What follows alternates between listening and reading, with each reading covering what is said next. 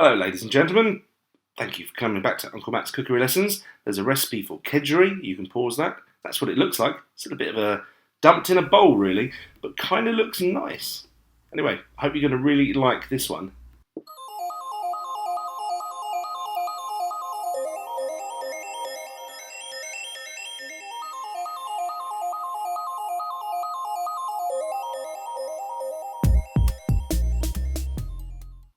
So there's the ingredients, quite a few there, but it's actually very simple to do. Anyway, I'm going to crack on with this.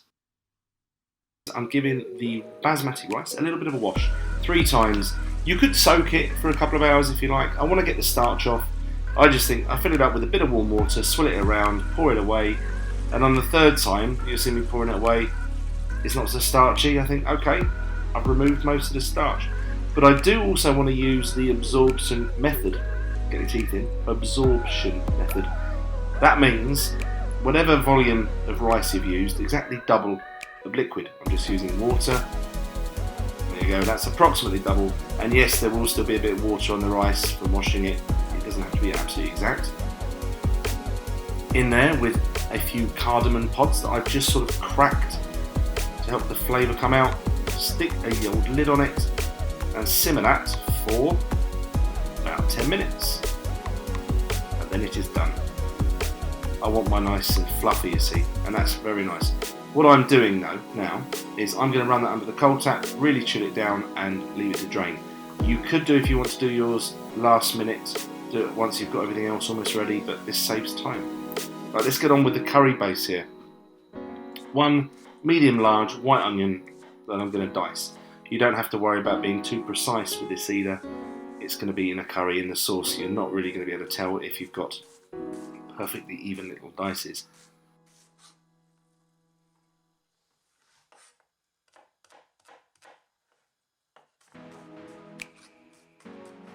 But this is good practice anyway for your knife skills, so have a go. That was the only bit I'm wasting from the onion. And if you're going to make a stock or something, don't even waste that bit, put it in the stock. Anyway, there's the onions done, get them out of the way. This really is a dish that you could go from start to finish, half hour, easy, done, without any stress. Takes me a bit longer because I'm filming it and I've only got one camera, so I'm always sort of chasing myself around. This is a generic red chilli from the old Sainsbury's. I think it might be jalapeno, I'm not really sure, it doesn't say on the packet, and I'm never sure how hot they're going to be. This one doesn't look hot, sometimes you get them and they just taste like peppers. That is up to you. This isn't really a hot curry, this is a mild flavoured curry, it's very subtle. But I always cut a little bit, have a taste. Am I tasting chilli? Not really. Maybe a little bit of heat, so I'm just going to keep going. Most of the heat normally is in the seeds and the pithy bit, the white bit. So I'm having a few seeds there, and I think, oh, let's just have a couple of bits of this pith.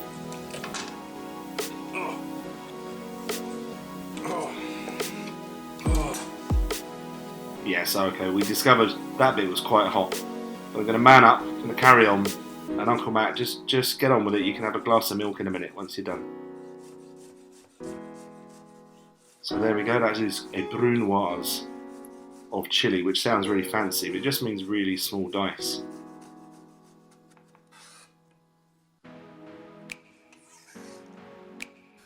Chilli's done. Let's see, can we make chopping parsley look cool? Yeah, that's a new skill I picked up. Thank you, Adobe. It only took me about 1.5 hours to figure out that bit. Okay, poaching the smoked haddock. Simmering water, not boiling, not fast. Try to choose a pan big enough for you to get it in one piece. If you don't, that's fine, you can always cut it in half. A couple of bay leaves and a few more cardamom pods just cracked again. Sit that in there.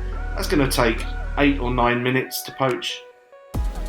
And I think, well, that's how long the eggs take. Might as well do them all in at the same time. And if you use the middle part of the haddock, the eggs can have a little slide.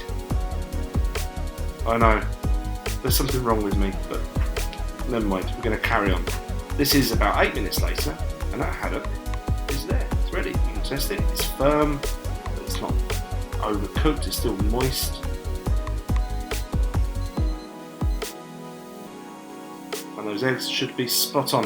That wasn't fast boiling water.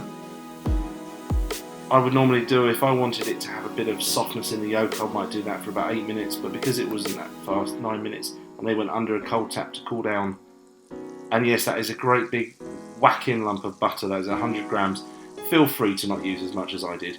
And when my missus sees this video, because she has no idea how much butter I put in it, she's going to be cross with me. But it made it so much nicer, didn't it, baby? You loved it. It was very rich, so feel free to cut down on the butter and use a nice healthy oil if you want to. In goes the onion and the chilli. Kedgeree is one of those dishes where if you search online for recipes, if you look at 100 recipes, they'll all be different. At the end of the day, it's a curried rice dish with smoked fish and eggs. So you can really mess around any way you like, but I like it this way. They don't normally have garlic in them. I want some garlic, so I'm going to add some in a moment. Once I've got these onions simmering nicely in this butter. So this is my new garlic press that I'm really pleased with and proud of, and I just can't seem to get it to work. That's all I get. So something's wrong, and I can see now I haven't got the thing in properly. So here we go, I'm going to fiddle and pass around with it. And we'll get there. Yeah, still messing around with it. Come on. Have you done it yet? There you go. He's a bit of a slow kid, this Uncle Matt, but he got there eventually. There we go. So 1 crushed clove of garlic into our bubbling butter and onions and chilli. Oh, it's going to be lovely.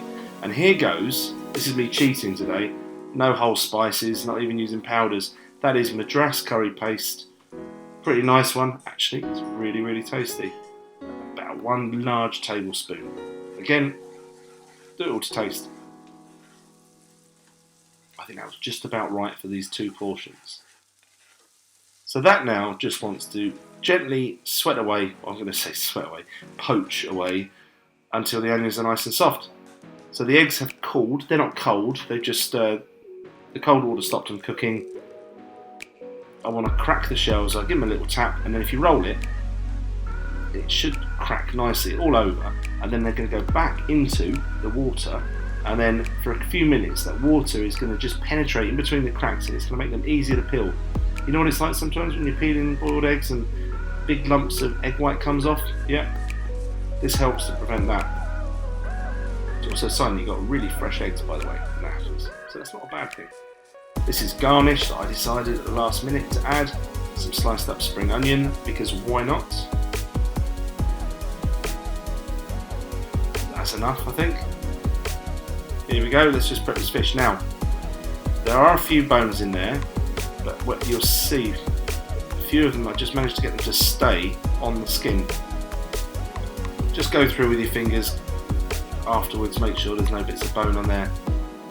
I'm pretty sure I got all of it off, and when I had mine I didn't detect any, and neither did my lady. And I want to keep this reasonably in large pieces because it's going to get mixed into the rice at the end and folded through, and it will naturally break up a little bit. So I stopped short of doing it in individual little flakes. Happy with that. These eggs are ready for the peeling now. And to my delight, they come off nice and easy, the shell. No stresses there. I do it with the water helps you do it.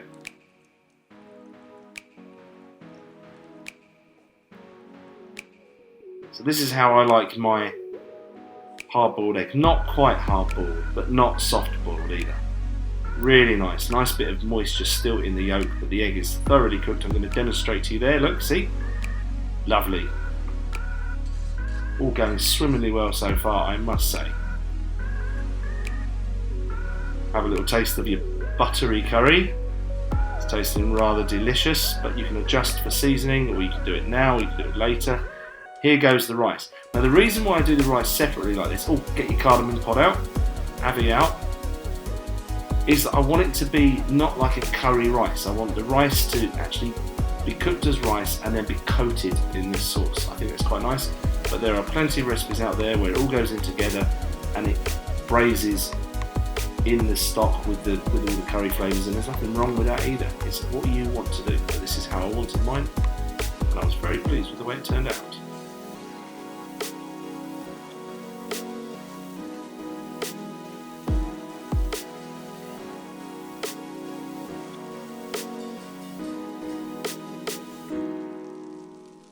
Here we go, another little taste. Adjust for seasoning. I actually had to edit that. I spent so long putting pepper in that it would have been a bit boring, so I edited that. That was a ton of pepper I put in, but that's me. I love this stuff. Plenty of salt as well. Half of the parsley. You can use coriander. Traditionally you would use coriander, but my lady, she hates the stuff. It tastes like soap, so we use parsley instead. Use whatever you want to.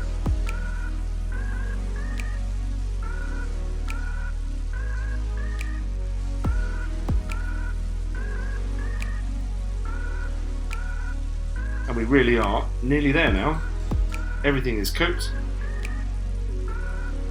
Final taste.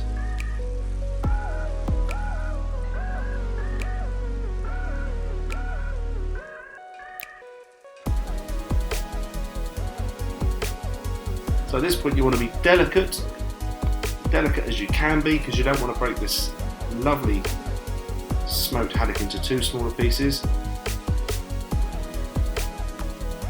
That's me being delicate.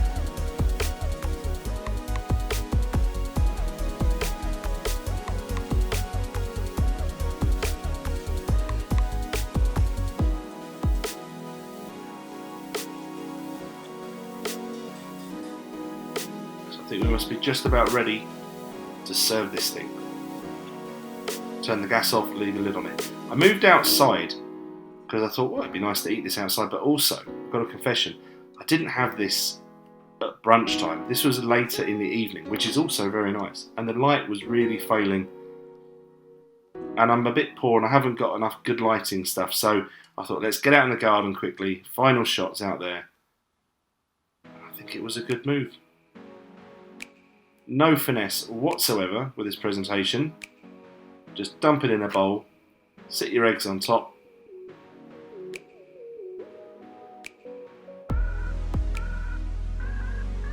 And there it is, my version of kedgeree. Bit of lemon there, feel free to squeeze that over there, that helps as well. And that really is a nice easy one. I'm going to be doing 3 brunch dishes in the next week or so. This is the first one.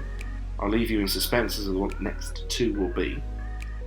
But while you're here, don't forget to hit the like button, subscribe if you haven't done that, leave me some comments, let me know how your kedgeree turned out.